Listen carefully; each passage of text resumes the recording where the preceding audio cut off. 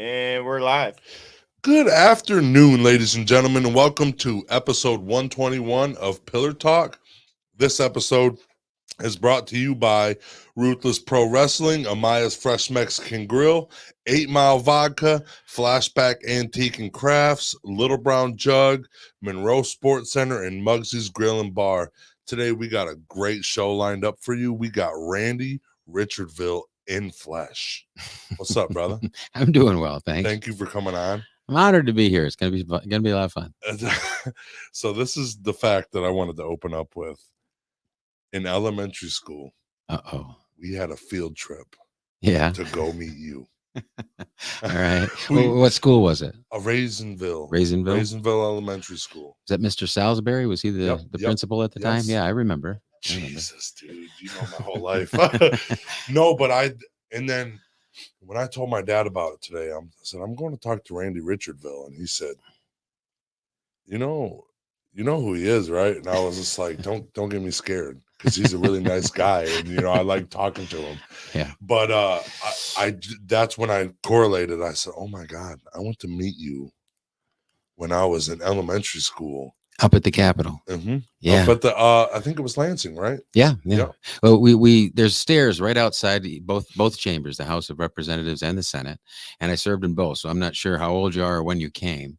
28. So it would have been like 2000s, maybe. Yeah. Okay. Then I was in the House up until 2004. Took 2 years off, and was in the Senate from 2006 to 2014. It had to have been 2002 to 2006. Okay. In that. Wherever you were, but I know it was you because Richardville, my dad's middle name is Richard. I always thought my middle name was Richard. Okay. And it's Daniel, but I'm fucking, yeah. But that's the only reason why I remembered, is because I was like, we're meeting some big guy from. That was always one of my favorite times when I was in both chambers, whether I was in the House or the Senate, is when we had people come up from Monroe to visit. And we had, sometimes we had a pastor maybe give a guest invocation, or we had a special proclamation or announcement or something that we wanted to present someone in front of either the House of Representatives or the Senate. But on a pretty regular basis, a lot of elementary schools, some high schools would come up and visit. I always tried to take a few minutes, come out, answer some questions, get a picture taken, and do that kind of thing. But over a period of, I think I was first elected in 1998. So, so almost 25-year period of time in and out of office. You meet a lot of people, and they change, they grow up, and they look at you and say, you're older than you used to be. I say, well, yeah, that happened. So are you. Yeah, right. Yeah, you're an adult. You were raised in Monroe. Yeah, I was born in Monroe at a place that doesn't exist anymore called the Monroe Hospital, which was on Maple Boulevard in the first block. Later, it became the Monroe Convalescent Center. Okay. But at that point, that was the only hospital in Monroe. And then there were two really big families, the McIntyre family, which started Monroe Auto Equipment, the shock absorber company. Okay. And then there was the Knabush family, and the Knabush and Shoemakers started Lazy Boy. So those were two of the really big businesses that had their roots here in Monroe. And both of them wanted to build a hospital, but they couldn't agree necessarily on whether it was going to be more Catholic oriented or more Lutheran oriented. So there ended up being two hospitals, one on Macomb and one on Stewart. One was called Mercy Hospital and one was called Memorial Hospital. And then years later, they merged into one hospital called Mercy Memorial. And then ProMedica came in and purchased it. And now it's ProMedica Mercy Memorial Hospital. Now that might not be 100% accurate, but it's close. It's close. That sounds definitely right. Yeah. I mean, I'm not going to fact check you. Well, I live 4 miles from where I was born, so I haven't gone very far in life, or I've gone to a lot of places and come back. Well, you've been very far because you've done. Let me know your history. What all have you done? Well, it started off, pretty young. I went to work for Lazy Boy after I graduated from Albion College with a degree in economics and management, and I went to work at the corporate headquarters in Monroe.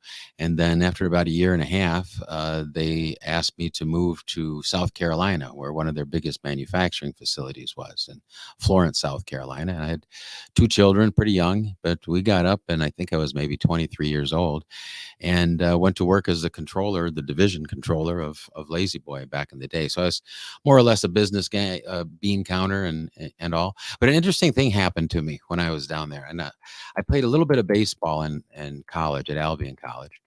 And when I went down to South Carolina, one of the guys that worked in the factory, his name was Cleveland Mack Jr. He came up to me and he said, "Hey, I heard that you played college baseball." And I said, "Well, yeah, I did." He said, "Are you any good?" I said, "Well, good enough to play for that team, I guess." Yeah. He said, "Well, my dad owns a car dealership, and he's Cleveland Mack Sr., and he sponsors a baseball team called the Carolina Pirates." And it's a semi-pro league in North and South Carolina, and it was back then kind of called the Negro League, right? Mm-hmm. He said, "We made the playoffs for the first time in our history, and the Carolina Pirates are allowed, like every other team that made this playoff, to pick up 3 people before they get into the playoffs. And would you come out and try out for our team?" And I said, "Well, yeah, I'll come." And so I did. And they said, "Well, you're good enough to play for this team. The game is next next Sunday at 2:00 in the afternoon. Come on out, warm up, and be in the game." And So you got right into the playoffs? I was the first white guy to play in this league. They recruited 3 of us. Me, who had moved down from up north, and two guys that played for Coastal Carolina, which was a school down there. Yep. And so I was the first white guy to strike out in the Negro Leagues in the Carolinas, because the strike zone was pretty wide for me, because I didn't quite fit in. But I did get a hit. We lost the game, so I have a lifetime batting average of .250, 1 for 4.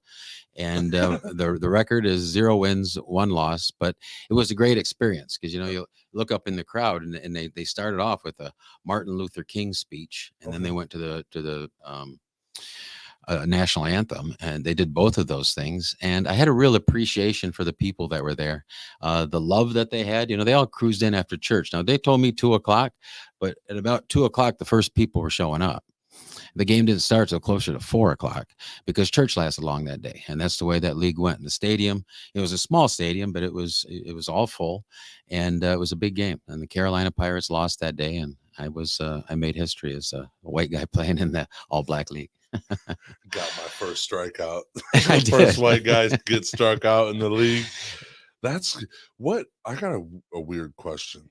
What did you want to be when you were growing up? I wasn't one of those guys that said, "I want to be a police officer, I want to be a fireman, or I want to be." I changed my mind so many times and asked so many people that I never really figured it out. It's just that I knew I had to make money somehow, so business degree sounded good, and I went to work at Lazy Boy, and that was a good company. And then I moved on in the furniture industry over in West Michigan, a company called Herman Miller, which was all office furniture, and one of the 10 most admired companies in the world, according to Fortune magazine. So I learned about employee involvement, about managing from the top down. And then while I was there, I went to school at Aquinas College, where I got my first master's degree, and this one was in management. And I learned that, when the Industrial Revolution came along, people didn't know, like Henry Ford and all those innovators didn't really have a model besides the military on how to manage people or manage an organization. So it was very, very top down. I'm going to tell you what to do. You tell the next person, and go all the way down. Right. Yeah. And in the military, you need to be able to follow orders and follow them right now. Because if you don't follow them right now, people die. Right. I sound a little bit like Jack Nicholson in that one movie. Yeah. But really, what we were learning, and the guy's name was, I think it was Bob Peterson, at Ford Motor Company, was that the inverted pyramid, where the leadership is at the bottom and you're trying to enable or help people to do their jobs, and you require input. We called it participative management at the time. The people that are doing the jobs are probably better equipped to find a better way to do it than the people at the top that are wearing suits and ties. So It changed the way I looked at the world, changed the way I looked at employees, changed the way I looked at organizational structure. And while I was there, I'll tell you one little story. The founder of the company, DJ Dupree, named the company Herman Miller after his father-in-law, who gave him the money to start this furniture company, very design-oriented company. And after 20 years or something like that, 15, 20 years, one of the millwrights, who had been a millwright with him from the beginning, died. And like they did in the Dutch culture, because this is over in Zeeland, not far from Holland, Michigan, He had a funeral, and it was over at the gentleman's house who had passed away. And his wife took him on a tour of the house and showed DJ his poetry and said for his entire life, he wrote poetry, and there were books and books of poetry. And it touched DJ in a way that when he was walking back from the funeral, he didn't know if he knew a millwright who wrote poetry or a poet who did millwright work to support his family. And it became an eye opener for him. And so with his employees, he tried to make it from that point on more of not just participative like Don Peterson was doing over at Ford, but also involved in making their family. It wasn't just come in, punch a clock and go home. Yeah. We want to be involved in your life. We want to be involved with Or the a team. family. Yeah. Or a giant team. Yeah. Or even a big family. Or, You know, like family, it was more of a familial kind of feel when I was working there. My brother, I think he's 32 right now, but he's been a supervisor at a pretty big company for 8 years now. And so when I asked him about it, that's my older brother, so I can pick his brain about weird stuff like that. I asked him, I was like, how is it being a supervisor? And he says, it's more important to learn about people and how they act and how to treat your employees right and put your employees in the correct spot for them to flourish or something like that. If you have a different job, this guy does better, this lady has bad shoulders or something like that. And he said management is in my eyes is more focused on making sure the employees are in the right spot and they're feeling good and they're happy and stuff, because a lot of supervisors that I've in my life, they haven't been really oriented with anybody. We were just another number, or the only thing we were was the sheet that we gave them of production, and I never got the management. I never thought it was more people, because my brother goes to seminars all the time about human emotional interaction and like trying to like be able to speak to people. And I was just like, that's not management, Doug. It definitely Well, and I think is. DJ Dupree found that out. Now, he wrote a book that I read very young, very early in my career, called "Leadership is an Art," and that's what it was talking about very largely. That the whole human aspect, that poetry, that poem. You're dealing with a poet here. So how do you deal with this person, motivating this person in a way that they do their work and make it more meaningful than just a job? I think Bob Seger had that song, right? What was it? I Feel Like a Number. Yeah. There's a Bob Seger tribute band coming to Monroe this Thursday. Really? Yeah, it's St. Mary's Park at 7 The o'clock. concert in the park? Yeah, I'm telling you, my wife and I went for the first time this year, last Thursday, and they had kind of a Motown review kind of group. I'm sorry, I don't remember the name right now, but it was not as well attended as I thought. I thought I'd have trouble getting in and out, but this one should be packed, and it should be, because I hear that this guy is really good, and Bob Seger and the Silver Bullet Band should be kind of fun to hang out. How is I feel like Monroe is on the up and up right now.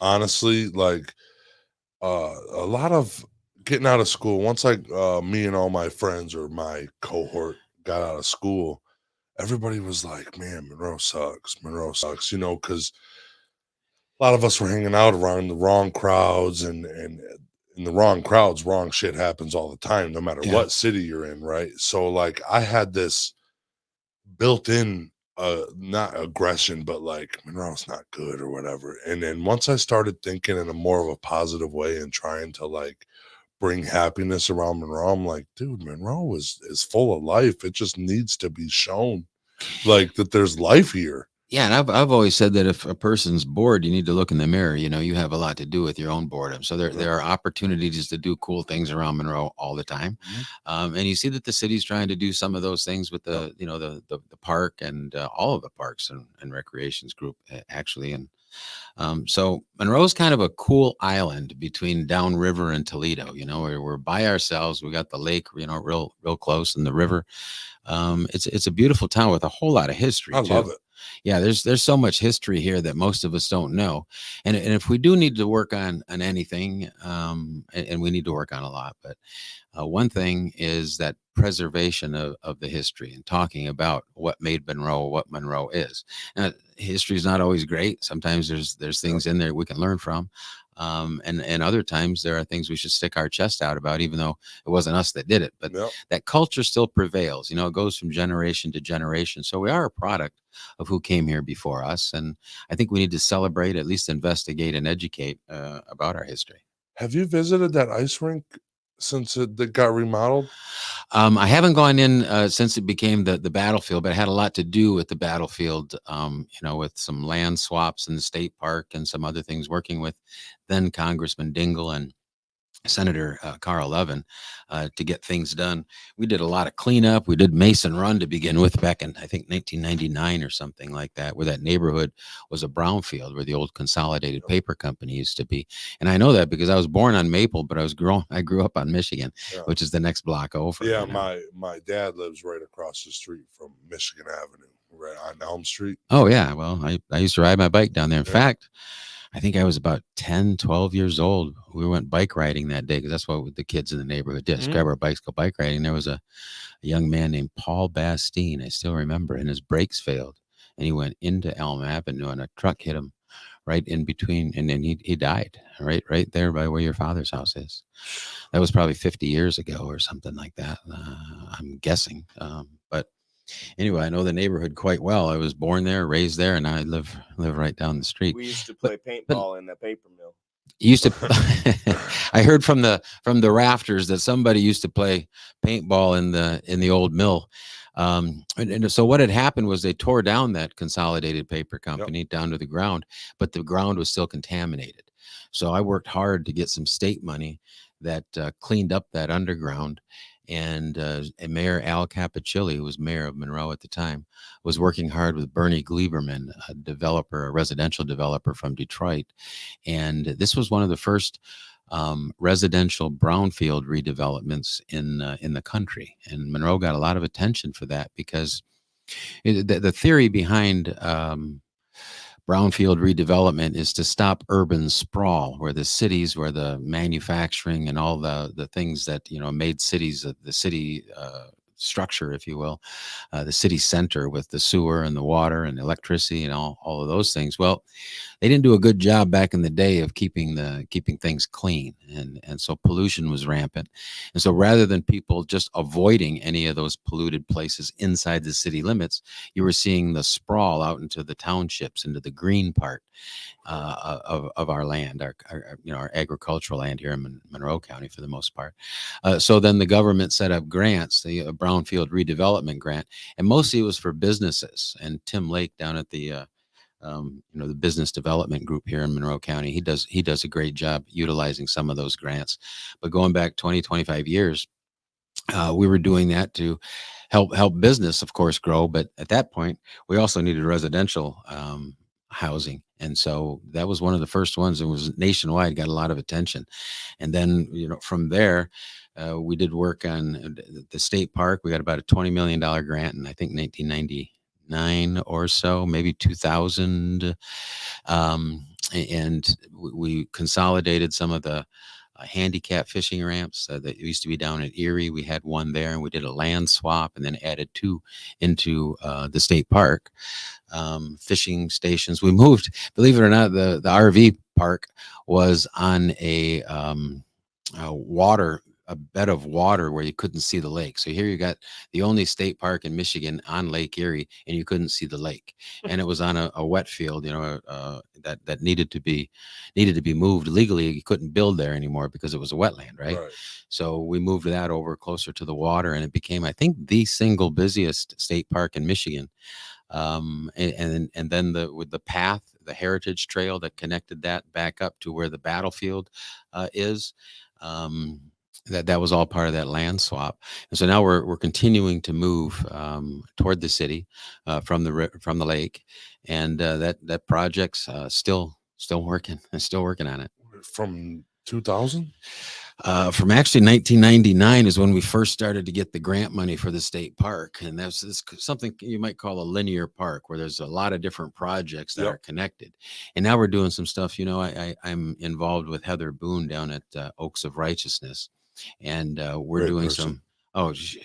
that story is an unbelievable story. And maybe I'll tell you that story. But what she's done down there, and in terms of helping the homeless or the hungry or people that don't have clothes or people that have addictions or other kinds of struggles, whether it's mental health, and then right next door, the MCOP has taken over the ALCC, and then there's the Salvation Army there. There are a lot of people doing really good things and working hard to work together. And we're in conversations with the city and the mayor and the city council on a regular basis. And Heather's really taken a leadership. Stephanie Kaspersak has been a leader in these discussions. And homelessness is really, I think, maybe the issue that's driven up in terms of priority to the highest spot right now. We've got people that are homeless, and most of us are only a couple weeks away from being homeless ourselves. We're one time getting fired from probably losing a house, and being, and there's a lot of it. Even people with full-time jobs, I see that, like landlord issues or credit issues and stuff like that. And some people have full-time jobs, them and their wives do, and they're living in a trailer in somebody's backyard, and and it's just, the struggle, some people struggle, and the best thing we ever did was start talking to the MCOP and starting to talk to Oaks, because they're out here every day, real life superheroes. Yeah, that's very true. Like real life, they don't got to put on a mask and punch somebody in the face, but they're doing almost more than that. Yeah, well, there are literally, and I'm not trying to be, dramatic or anything, but literally lives are being not just changed, but saved. Yep. Right there in those neighborhoods. And that's all part of our community. It's not their community and our community, but it's all of our community, and we're in it together. And the co-op group, you're part of the co-op group. Why don't you take a minute to talk about that for a second? Because we did our first you guys did it. I mean, I just showed up because the food was good. But So what we did was we worked with the MCOP and Oaks of Righteousness, and we just wanted to do something for the community. So we just had a little, like, I don't want to say like we fed the homeless. I want to say we had a family reunion with our community. Yeah. And maybe it was the people that don't go to a lot of family reunions because, they don't have a home. We don't know their story. So I'm just saying, now me going out there to have fun and talk to these people, they're the same person as me. Yeah. It's just their shit was a little bit harder, and there's nothing wrong with it. It was like a damn near family reunion. I was in there it was like just all my friends hanging out. That's well, and if you look biblically, and I'm a Christian believer, that Jesus had his Last Supper was a supper, right, with his closest friends. Yep. And then there are several parables that talk about, God's kingdom and what it's like. And he explained that sometimes the people that are the greatest that got invited to this wedding feast, they're too busy. They had too many other things to do. So we went down into the ditches and the weeds and invited people that were there to be a part of it. And there's something special. We've lost the sense of what biblical hospitality is. And that came up in the 1800s, and then eventually was replaced by a hospitality industry. But it used to be part of a community that you reached out and you had meals together. You shared life together, because there's no place, I don't think, that you can share better than sitting around a table with someone, right? Yeah, eating food, and that's the best time when everybody's eating and just laughing, having a good time. That's what our company's like. That's family. One of our structures. Yeah, that is. So I was happy to be a proud part of that. And I saw a lot of, there have been one of the miracles, and people talk about the miracle on 2nd Street, and I'll tell you the story of the miracle on 2nd Street with what Heather and her husband and the small group of followers did almost exactly 10 years ago. But the other miracle isn't just that the facilities got bought and filled and placed, but there are people from you see, I believe this is a unique ministry in that instead of missionaries going out into other areas, what it seems like God is doing here is drawing people in. So they're drawing people into this neighborhood, and whether it's for services, for treatment, because you're hungry, or because you want to help, because there are so many people that I see that volunteer on a daily basis there, or came in to drop off clothes, or they found somebody that had an addiction that was in their family or neighborhood, and they heard about some of the work and they were curious. They were drawn into this place, then went back to where they lived, then drew others back in. And it's grown in a way that, I'm going back to school, and this is like the fifth time now or something. You think I'd have learned something by now. Right, yeah. But I'm studying these kinds of communities and what's going on around the world. I mean, Africa, churches are growing with wildfire, and it's not because they've got missionaries from Europe going over there. It's because God's doing a work long before any missionaries got there. And so Right. it's interesting to watch that and to look for that, because I think that's where you really find God, is where there's either suffering or there's people in difficult situations. So it's been a real eye opener and a blessing for me to be a small part of it. What sparked your interest in the mental health? Well, I guess it was about 3 years ago. I had noticed, and this was through a prayerful consideration too. Okay, so I had left the Senate, and I had been involved for about 17 years with an organization called the Children's Trust Fund. In some ways, I was their face. I led their auction for a better part of those 17 years, fundraising auctions and other things. Child Abuse and Neglect Prevention Day was something that I've been a part of and helped in its conception and inception with a woman named Emily Schuster from Ann Arbor, who just retired, by the way, but she did some great work. She's one of those roll up the sleeves kind of person that gets things done. Superhero. So I was, yeah, exactly. So I was appointed by Governor Snyder after I left office to be the chairman of the board of the Children's Trust Fund. And I had done some things in office to change the financing structure so that it increased the monies available to help abused and neglected kids. Debbie Stabenow, about 45 years ago, and Curtis Hertel, who was Speaker of the House way back in the day, he's since passed, and his son is still in the Michigan Senate, and his wife is the head of DHHS, I think. But anyways, they did a bipartisan thing to create this fund by checking off things on your income tax. $10 goes to the Children's Trust Fund to help abused and neglected kids. And when I left that chairmanship of the board, the fund was bigger than it ever had been in those 40 some years. And I felt like I was being called to come back to my community and to stop statewide stuff at that point. And I got a call from a friend of mine who was chairman of the mental health board and said, there's a gentleman, Rusty Shorter, who's got severe health issues and he can't continue on this board anymore. Would you consider taking his seat? And an interesting twist of fate, Rusty was one of my babysitters when I was a kid. And he had become sick, but he was involved in his community a lot. And he's since passed away, but I felt like that was a calling to be on that board.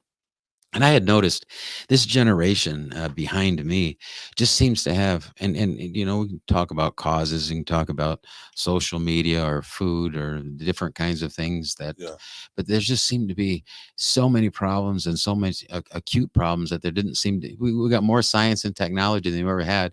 And we seem to be having more mental health issues than we ever had.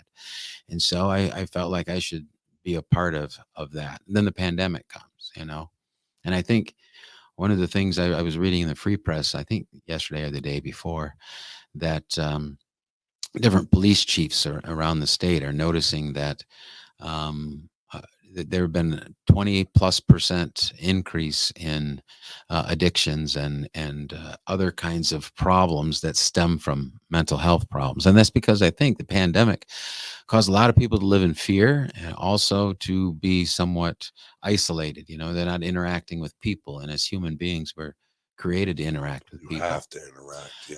Yeah, so I think we've got, the pandemic is one thing that's affected our health, but just like we're holistic people, our minds and our spirits and our bodies work together in the same way. I think that when our bodies were affected by the pandemic and by this COVID thing, but it also is affecting our minds and our spirits. And it's causing people to be, I've noticed a lot of people down, a lot of people fighting depression, a lot of people just shaking their heads like, what's the world coming to?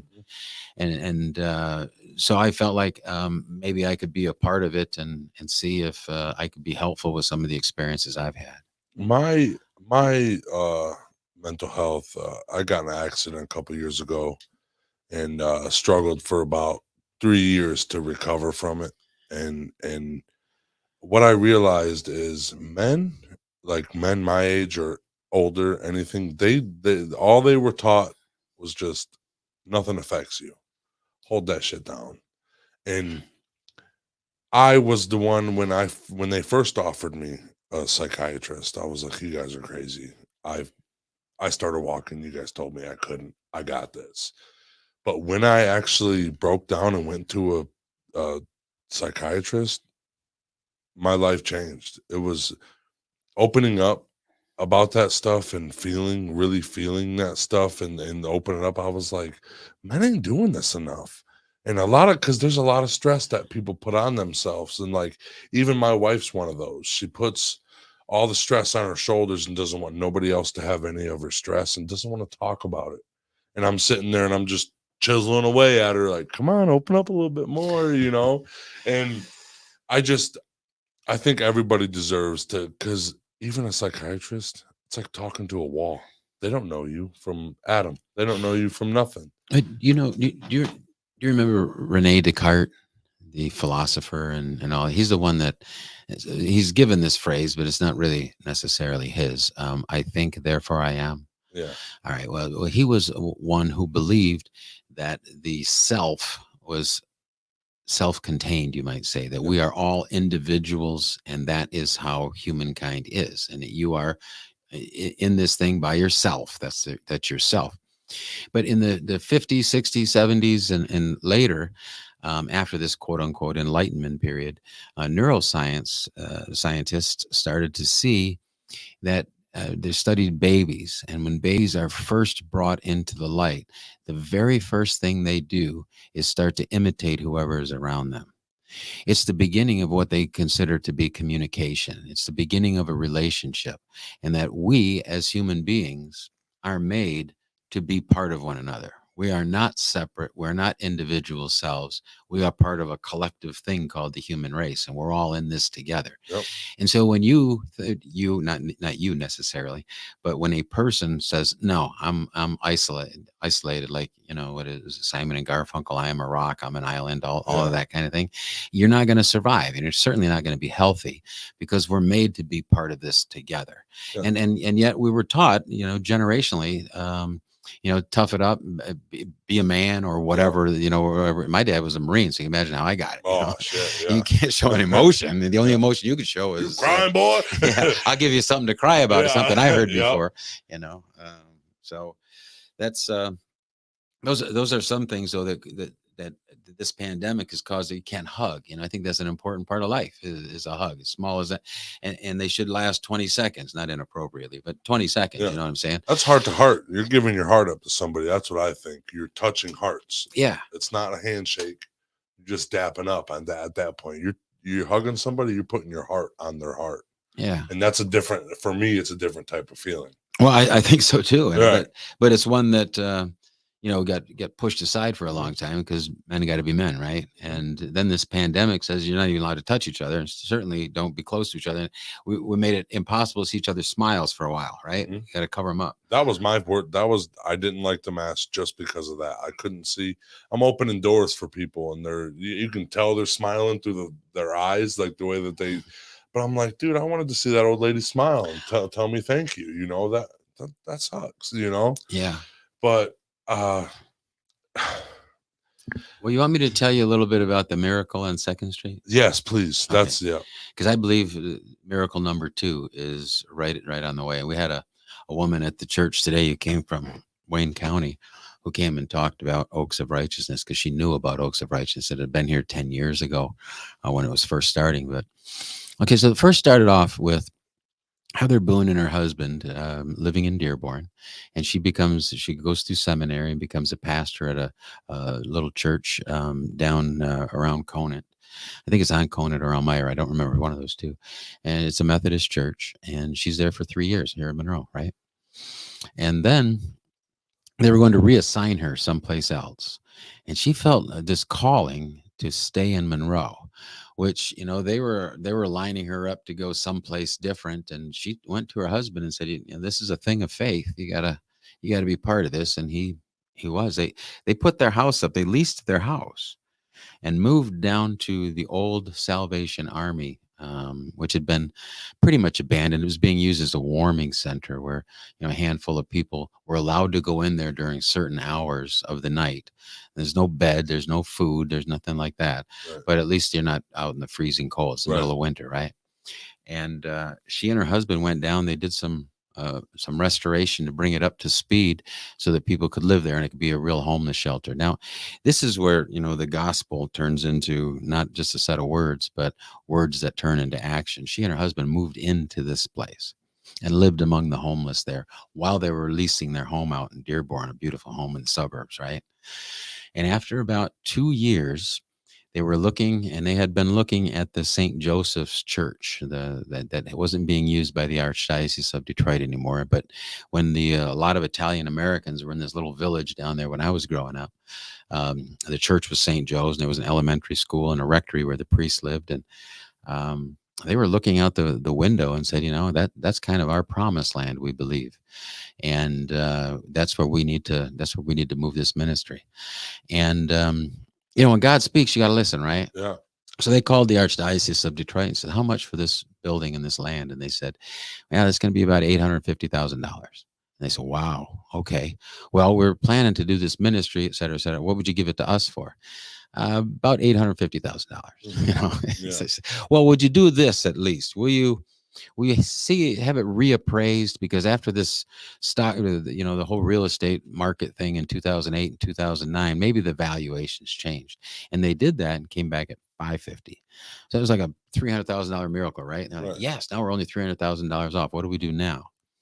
And Pastor Boone felt led after 2 years there in the homeless shelter to put on the Facebook page, we're looking for a miracle on 2nd Street. We need 1,000 people to donate $300, and that will give us the $300,000 that we need for this building and to move this ministry forward. And the next morning, she's getting ready, and among the homeless, she's right there, gets a knock on the door. This little old lady's there, and she said, "Hi, can I help you?" She said, "Pastor Boone, God woke me up this morning and told me to write you a check for $300. And Heather said, "Oh my gosh, you dear sweet lady, you saw that Facebook post." She said, "Honey, I don't have a computer. God woke me up this morning and told me to write you a check for $300.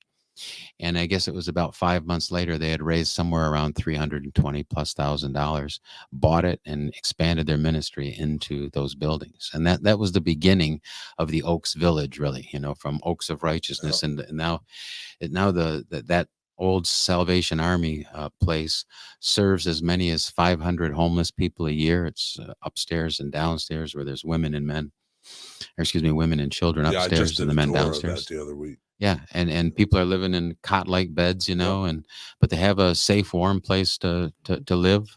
There's a kitchen there. The Oaks of Righteousness and Oaks Village make some 10,000 meals a year for people that otherwise wouldn't have something to eat. The grocery store that we started about a year ago needs more volume. Anybody can go there, but it's got fresh fruits and vegetables.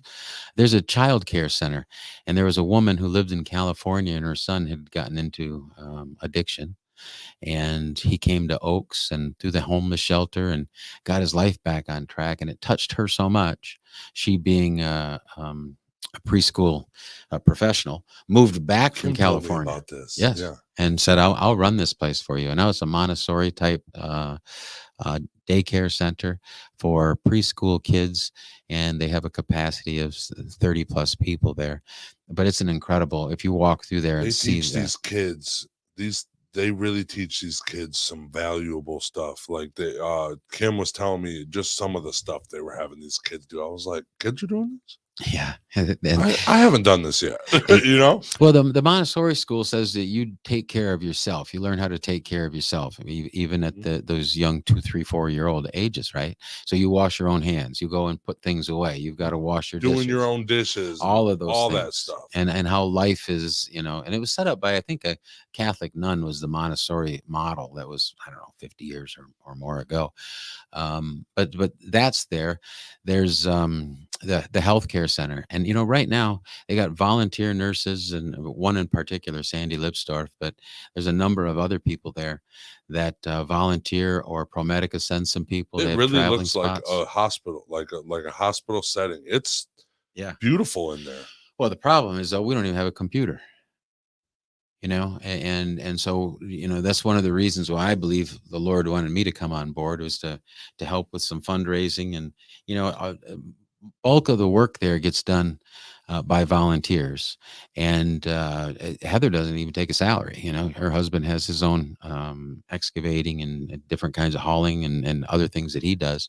But yeah, she does this all on her own. And so many more people that are retired or whatever, out of work. The homeless people, they're not just sitting around, having breaks or anything. They're working around with the volunteers to help things to get done.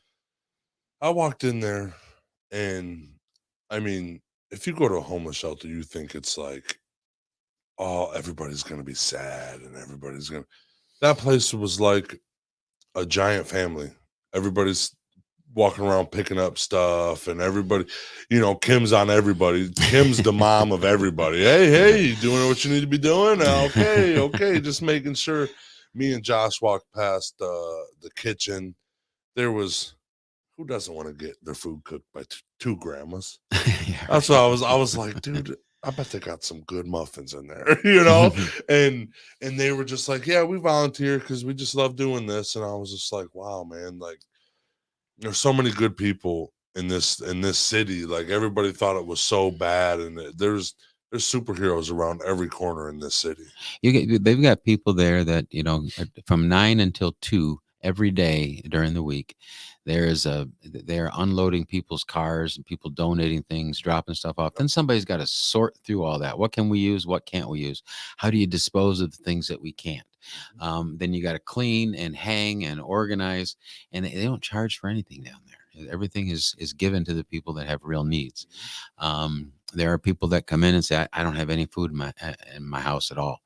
And they put together a little cart. box. Yep. Here you go. Put this in your car. And children, and when formulas were hard to get a hold of, we had to get a hold of baby formulas and all. But you can't go down there. You really can't go down there and not be touched. And it's not just because people are being helped; it's because people are being loved. Yeah. And people know that. Maybe a lot of them have gone through their own different hell, at one point in their lives, and didn't forget it. Others are new at coping with something that's gone on. There are AAs and substance abuse meetings going on every day, multiple times. Counseling, mental health has become an issue. It's a big thing, dude. I think it's a really big thing. We just put it to the side. For so long that's why it's, I think, so crazy. Like mental health is going crazy now.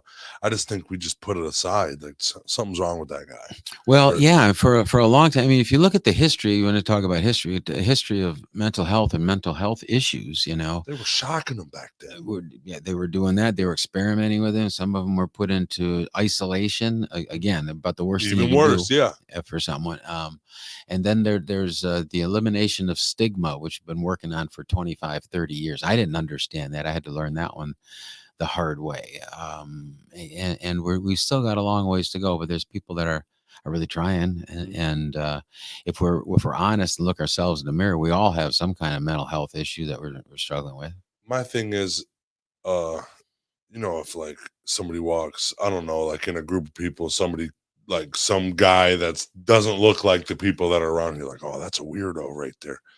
Like I like sat back and looked at it like, everybody can't look in the mirror and say that they're not. There's something that you don't tell people that you do secretly, it's something, and that you think is really weird, but it's something you like to do a lot. Like everybody's weird, and that's the whole reason why humanity is so cool, because we have our own minds. We're not just one, same mind, just different jobs or something. We're all everybody's got their own walks. It's amazing, and just to see where they're all at. That's why I say I want to meet everybody in the world, every single person, because I just want to hear something. Like what I know for a fact, you've done some shit that I've never done, and that's what I want to hear. Well, it's the same way with everybody. One of the things that was a real sideline blessing, I don't know what I should call it, but about being in office, especially when I was, the leader of the Senate, is you get the opportunity to meet a lot of people and hear lots of stories. The ones that touched me the most weren't, meeting a president or something like that, or a famous entertainer, or being in a movie. The more touching ones, the ones that were life changing, or when somebody came in and said, I have a child with autism. Let me tell you what that's like. Or I have some kind of an issue with, homeless was one where we got involved with the homelessness network, but we seem to not emphasize the things that need to be emphasized a lot. And one of the things, I know we're not a political show, and I'm not going to get into politics. It's an election year, though. It's going to be on everybody's newspaper, radios, TV, right? It's just the amount of disrespect that people have for one another because of an initial after their name. And I one time told somebody, one of the reasons we don't have a lot of confidence in our government is because imagine this. Imagine there were two airlines, and that's all you had. There's two airlines in this country, right? One of them was called Republican Airlines. One was called Democrat Airlines. And Republican Airlines, every time they did a commercial or sent you something on your phone, it was a picture of the Democrat Airlines crashing and how bad their service was, and any mistake or any problem that they had, or different, scheduling problem, whatever. And when Democrat Airlines did the same thing about Republican Airlines, what happens is people looked at each other and said, I don't think I want to fly. This is unsafe to fly. And we have that much negativity going on politically. Our kids are learning that, if you don't agree with somebody, then you need to hate them and say bad things about them. And by the way, it's a lot easier now that we have social media. Let's just pounce on people, and I don't even have to be responsible for it anymore, right? Yep. And what we really need, I think, is the spirit of, look, I might disagree with you, and I might vehemently disagree with you. I mean, to my core, I think you're wrong, but that doesn't mean that I can or should or have the right, if you will, to disrespect you. Disrespect you, hate on you, or not think of somebody as the same way. Like, why can't we sit down and just talk about it? Here's my views. Here's yours. Yeah. Then at the end, we can still disagree, but at least we sat down and we talked. What if you changed my thinking by 1 degree out of 360, and I just changed your thinking by 1 degree out of 360? That little bit might be enough to push us a little bit closer together, right? Well, I see where that guy's coming from. Yeah, I don't agree with him, but he's still wrong. But I can see where he brings that belief up. Well, when I was the leader of the Michigan Senate, Gretchen Whitmer was the minority leader of the Senate. So we were the two main figures in the Senate. And we disagreed publicly, but we might go off and have a glass of wine or a beer or something later and talk about, all right, now that nobody's, now that the press isn't watching and it's all, what is that? Help me understand a little bit better where you're coming from. And then we were able to get some bipartisan things done back in the day. It's just that art seems to be not as important now as it was, and term limits started around 1992 or 94 here in Michigan, and before that, when you had to serve for a long time with people, it was different. Now it's evolved into, well, I got to start looking for my next job because I can only stay in this one for a short time. Right. And now who do I please and how do I please them? I think it's selling us a little bit short. That's actually amazing, because you guys did disagree, but you guys still were like, hey, let's go out, hang out for a minute, and let's talk about this, because I solemnly believe that communication can solve every problem. You know how many wars could have been avoided by some communication? Yeah. All of them? Probably. Yeah. Well, you got those crazies out there. Some of them probably not, but right. Yeah.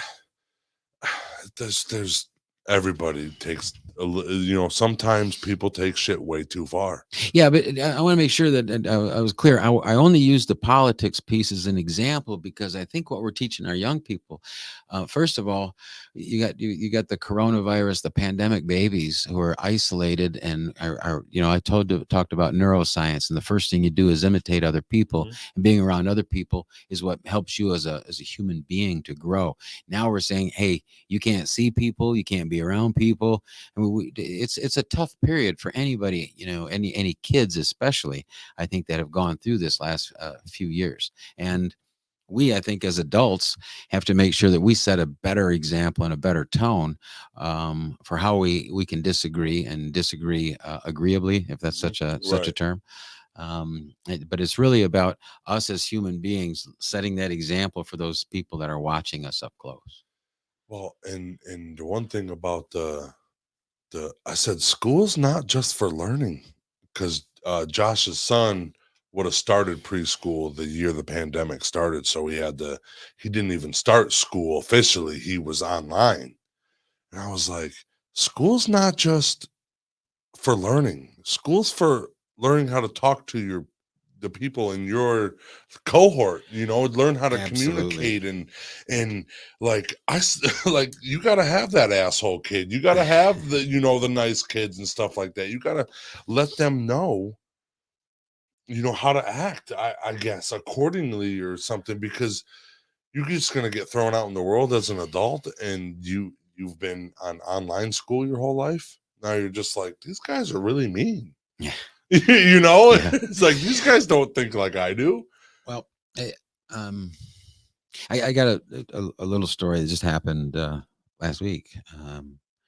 So I like concerts, right? Okay. I like listening to music and those things, and some of the old throwback bands are cool for me.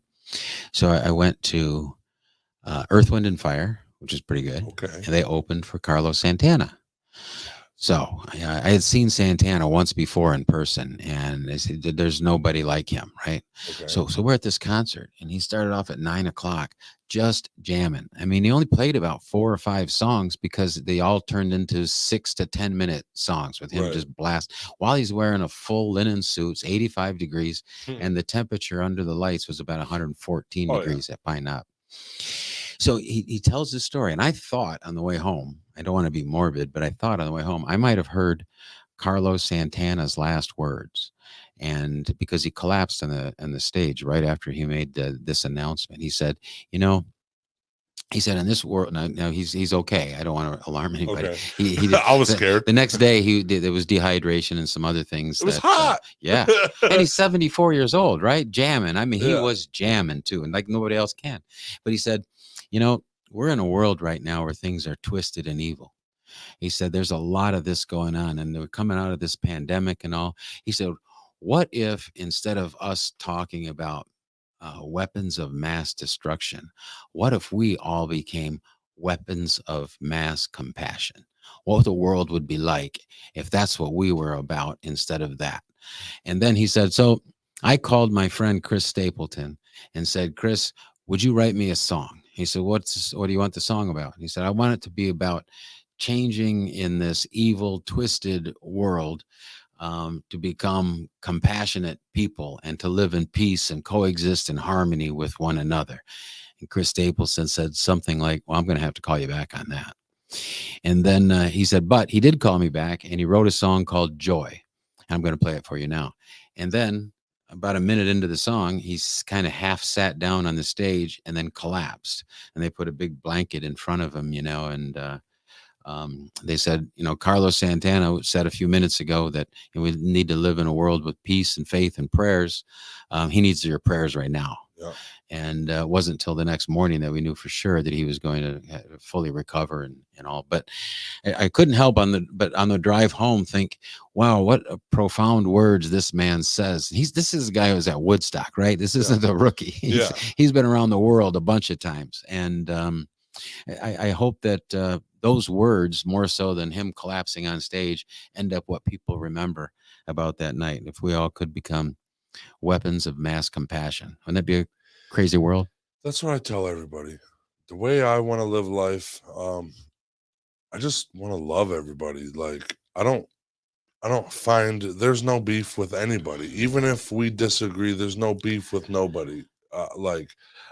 It's easy to stay away from arguments and stuff like that. Like, there's arguments that you need to have, but there's no need to pick deep at somebody and try to get them to be at that level where they want to hurt somebody else, because I've been in fights in my life, and I've never walked away from the fight, win or lose, and thought I was a better person because I beat somebody up or injured somebody or I'm injured.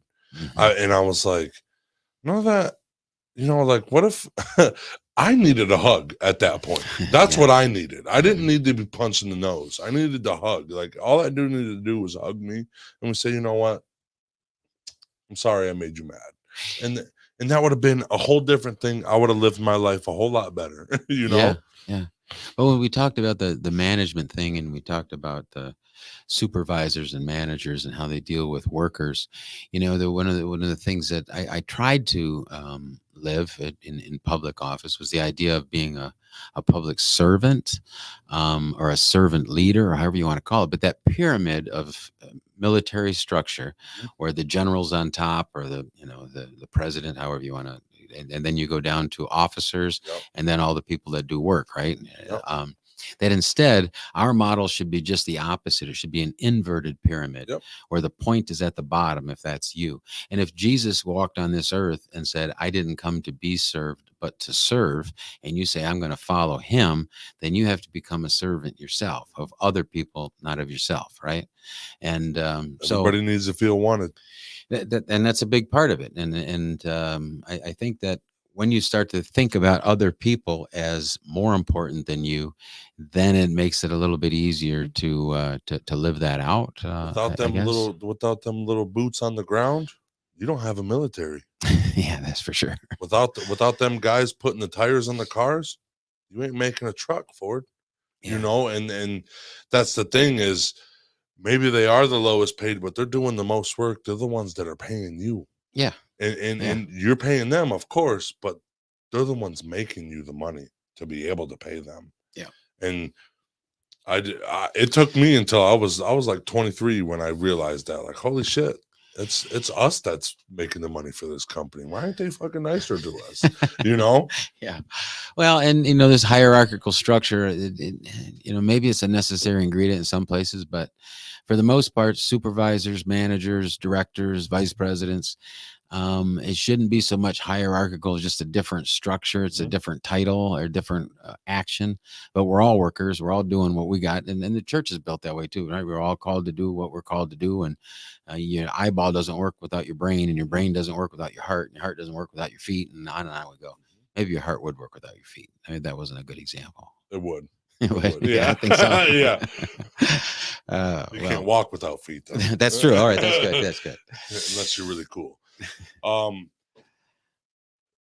Where are we at, Josh? We're at an hour. Oh, okay.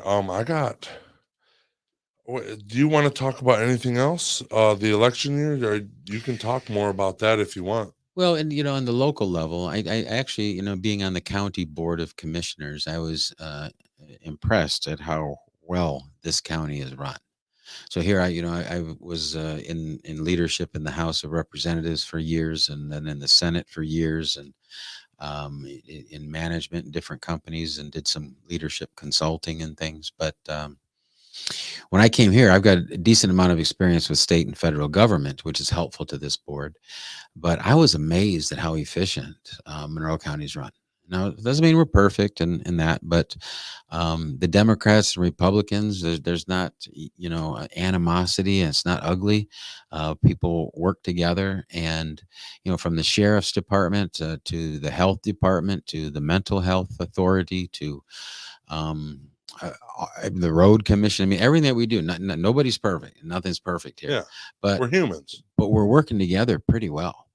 And we still have a lot to do, but this is an election year, and the locals. I mean, right now, people are getting their absentee ballots for the primaries and all, and the governor's race is up this year. Sometimes I do Flashpoint up on channel 4 in Detroit, and we talked a lot about the gubernatorial races this year, and the attorney general's race, and secretary of state.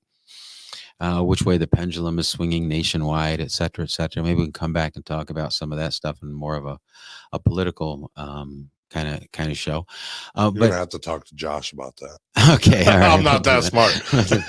Well, it's not necessarily about being smart, but there are so many things that happen that I got to see because I was in the office, I don't know how many bills I had to vote on in my career, maybe 15, 20,000, something like that. Shit.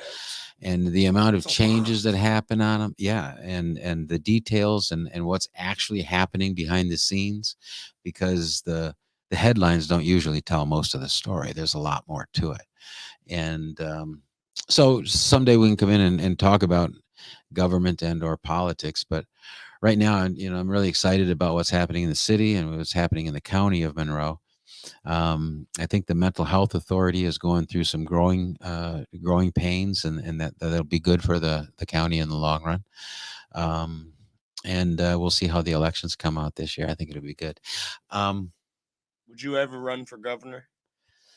I don't know. I would think about it. I was asked in the past to move that direction, but I really felt like I needed to reassess why I was doing what I was doing. And I was starting to lose touch with family and friends back home. And I wanted to move back home and start all over, so to speak, and see if I was still called in that direction. And that's when I went back to school and got a second master's degree. This one was in religious education, and really felt like maybe I'm starting to figure out what I want to be when I grow up, but I'm not quite there yet, but we're getting there. I don't know. You've done everything. So, I mean, no.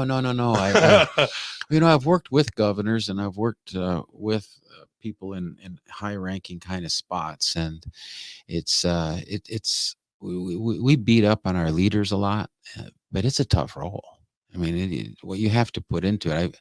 I flew to Washington, D.C. The Senate Republican committee wanted to talk to me about running for the United States Senate when Carl Levin was leaving office.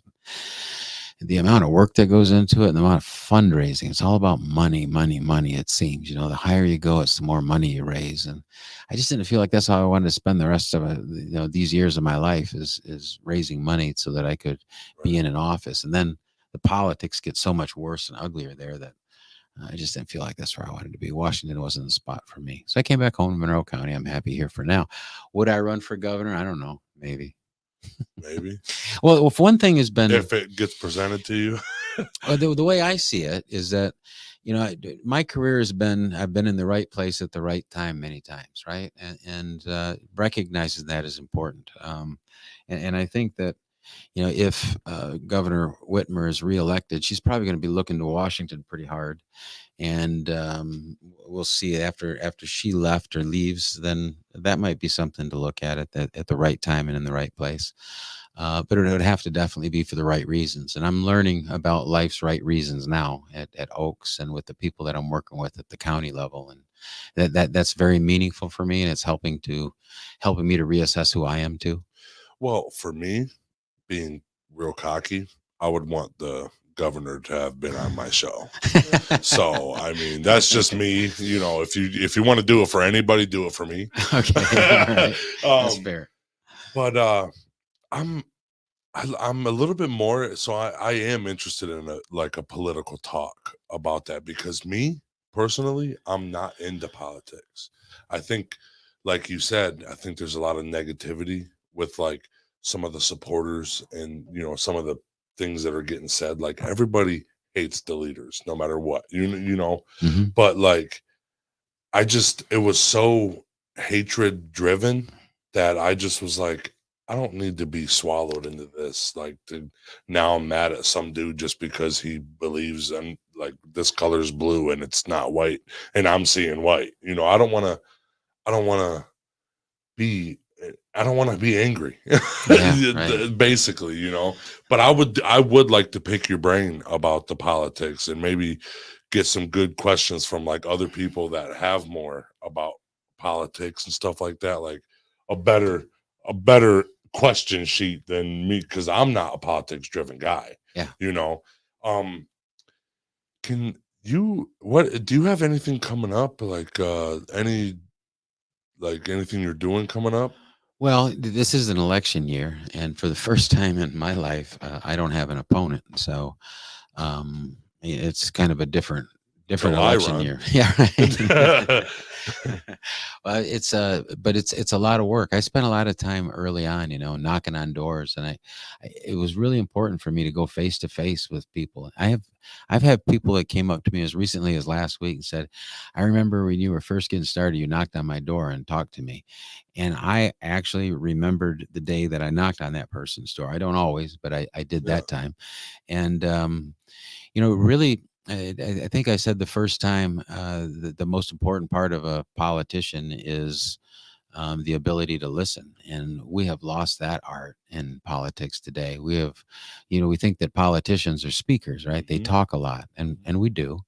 But the good ones are ones that can listen too. And I think that's the minority. So I would say that if anyone was thinking about running for office, the first thing you needed to do is to hone in on your listening skills, your observation skills, your active listening to what somebody has to say about what they're going through in their lives, and that'll make a difference. Well, from this podcast alone, you're a natural born leader, and you're not a natural born boss. You're a leader. You want people to walk the path with you, not follow you down the path. That's what I feel. Oh, I'm humbled by that. Have you ever been driving down the road and you're looking off to the left at something and your car starts to go to the left almost automatically, right? What I've been fortunate about in my life is that there have been people around me that I was able to find leaders and look at them, and then you start to lean toward their path. I was asked to introduce John Dingle one time at I think it was the Berlin Township 75th anniversary of their firefighters, and I was pretty new in my career, and John Dingle was the dean of the United States Congress, right? I mean, he served almost 60 years, longest anybody has ever lived. And I got to introduce this guy. So I thought, how do I introduce somebody like John Dingle? And he's a Democrat and I'm a Republican. And, people weren't used to us working together. So it hit me that there were really three kinds of people, or elected officers, or the people that are in elected officials rather. And the first one is that of a politician. A politician is somebody who can get elected, might be because he can talk or she can talk, or the family name is good or whatever. But a politician is somebody who can be on a ballot and actually get elected, right? That's the lowest level. Right. I'm a politician now, right? The next one is a servant leader, and I talked about that, and that's where you understand that your role isn't to be served, but your role, just like Jesus came and taught us, is to serve others, and that's your job is to serve the people that put you there. And if you do that well over a long period of time, you're looked up to as an example, and then you're elected by other servant leaders to be the leader of leaders, right? And that's when you become a statesman. And we are in a time when there are so few statesmen and stateswomen out there that actually are doing this for the right reason and are an example for many others. But I said John Dingle was an example of a statesman, and it was kind of humbling to have him acknowledge that, and then make some comments of his own that were positive. But that's kind of a little bit of a philosophy for me too. It became that after studying a person like John Dingle. We didn't always agree either, right? Yeah. But when you start to look at him and get to understand who he is, you start to move a little bit in that direction, just like the car, So we've been fortunate here in Monroe to have a lot of people, and in Michigan too, that you can look up to. And it doesn't mean that they're necessarily politicians either, right? Mm-hmm. But we have natural born, or not natural born, very few of those, but we have a lot of community leaders in and around Monroe. And we've lost some of them recently. It's time for us to step up. You can't replace a Dick Sieve just by filling a seat, right? I mean, those kinds of people that have been part of our community, part of our legacy, and we're part of their legacy. We're fortunate here. So just look around, keep your eyes open, and listen. And love your neighbor. Amen. Amen, brother. I got a couple more. One statement and one question. Plug yourself in, like everything, how to get a hold of you and like what you're doing. I have a county email address, but RandyRichardville@gmail.com, all one word, all small letters, .com is my email address. My phone number Well, it's best not to give that out, I bet. But so many people have it already. Right. But Facebook Messenger is another way, and I've got my District 5 email, which is on the county website if it has to do with county events or anything like that. But those are easy ways to get a hold of me. And I was with Pastor Boone this morning and a visiting pastor from a different church, and it was pretty cool because we're believing that this 10-year anniversary of ours is the beginning of the second miracle on 2nd Street. That there's going to be a big, we think that there are a lot of people that are like you that have seen and want to be a part and a bigger part of it. And so we're pouring our hearts out, and we're looking for the community to join us. And we believe, and I'm adamant about this, that this is not only about Monroe County, but there are people, Heather won the USA Today Humankind Person of the Year for the United States. So there were 650 applicants. Pastor Boone. Yes, Pastor Boone. Out of 650 people that were nominated around the country, the USA Today and Jenna Bush, who's George Bush's daughter, her TV show that she hosts on USA Today, selected her as the Humankind Person of the Year for the United States of America. And just a few weeks ago, we were up in Detroit at the Motor City Casino, where the Detroit News had named her as one of the 10 or 12 Michiganians of the year. So people are looking all around the state and, in fact, all around the country at this ministry started by a vision of a woman and her husband in an abandoned Salvation Army Center 10 years ago. Where they lived. Yeah. 10 years ago. And now we believe that there are people that are like-minded and like-hearted all around that are saying, I don't know how to do this. I don't know what to do. And that this is going to be something that's either going to be a documentary or a movie, but people are going to want to hear this story and then, more importantly, live this story. Well, so this podcast, the only thing I'm going to take from this podcast is I need Pastor Boone on my podcast. That is what I'm going to take. I need her. That's my job. Put up the person that put up the face. I got one more question for you, and then we're going to wrap it up. Okay. If you had one last thing to say to the world, what are you saying? Well, the Santana thing the other day is similar to it.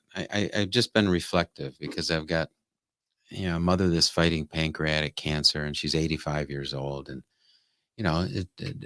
it's a sobering look at life because you have to look at life and the life that you've led so far.